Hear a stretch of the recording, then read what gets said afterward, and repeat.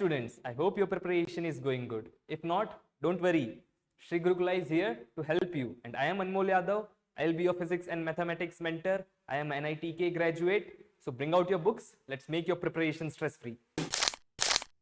So sixth question is, the correct relation related to the triangle PQR given in the figure is. So this is a triangle PQR. It is a right angle triangle. So for every right angle triangle, Pythagoras theorem is always applicable. So if this side is A, if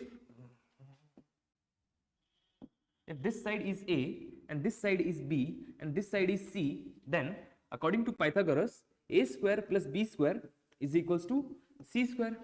So A is PR square plus B square. B is QR square and C is PQ square. So any relation that we can see here, PQ square is equals to PR square plus QR square. So A option is correct. I will be back soon. Till then, keep practicing. This is Anmol Yadav from Sri Gurukula signing off.